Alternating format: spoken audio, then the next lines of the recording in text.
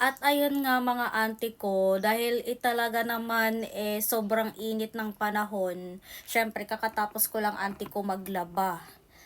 At eto nga auntie ko yung aking datingan pag ako ay kakatapos lang maglaba. As you can see, sobrang pawis te. Oo te, pati yung siko ko te, sobrang nanunuyo-nuyo talaga ang pawis ko sa sobrang init ng panahon te. Oh, tingnan mo naman yan. Eto talaga yung madalas pinagpapawisan ko. Yung dito yung siko ko. Oo te, pati yung mga liig ko te, oh, pawis. Alam mo yun auntie ko, sa sobrang pawisin kong klaseng tao, yung liig ko dito, punong-puno yan auntie ko ng tigyawat. Kasi dyan ako pinagpapawisan, yan papunta dito. Auntie ko, sobrang mainit talaga yung panahon te.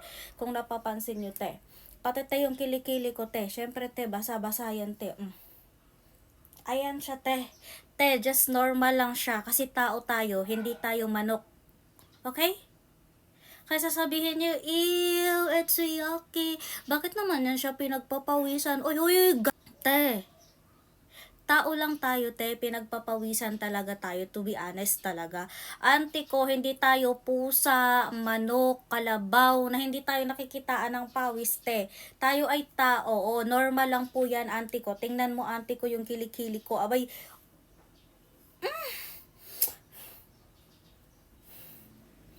it's so asim, te. Pero don't you worry, kasi kakatapos ko lang maglaba, auntie ko, ang dami kong nilabhan. Bedsheet ko, 'di ba? Mga kumot, punda, lahat-lahat 'yun auntie ko. Mga damit ko na mga pang isang linggo, auntie ko, ang sipag ko kasi talaga. Minsan, alam mo 'yun, nagugulat din ako sa sarili ko kasi sobrang sipag, te. Pwede na mag-asawa talaga sa totoo lang. Sobrang sipag. So to be honest mga auntie ko, nag-video lang naman ako auntie ko kasi alam mo yon para ipapakita ko din sa inyo auntie ko na kahit pinagpapawisan ako auntie ko, wala talagang putok yan te. Ay naku, panay katas yung siko ko talaga as in te. Oh, basang-basa oh. Diyan ako pinagpapawisan te, sa bandang siko talaga te. Yan oh, tingnan mo yan, kakapunas ko lang pero kumakatas. Diyan ako pinagpapawisan itong tulo-tulo dyan, yan. Pinagpapawisan yan siya, te.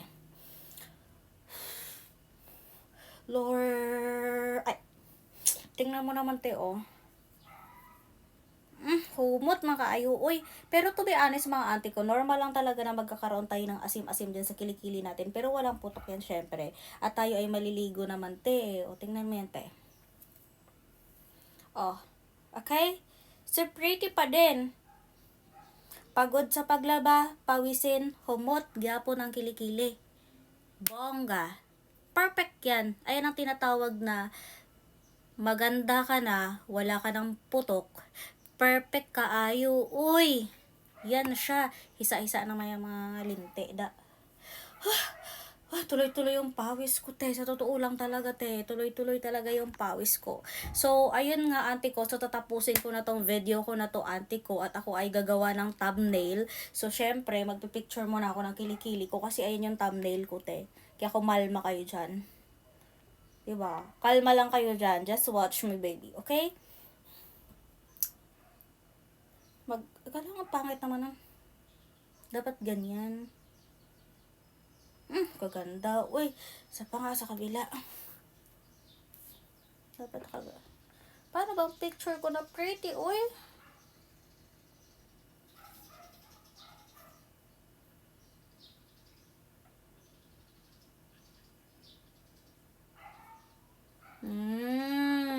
Ganda.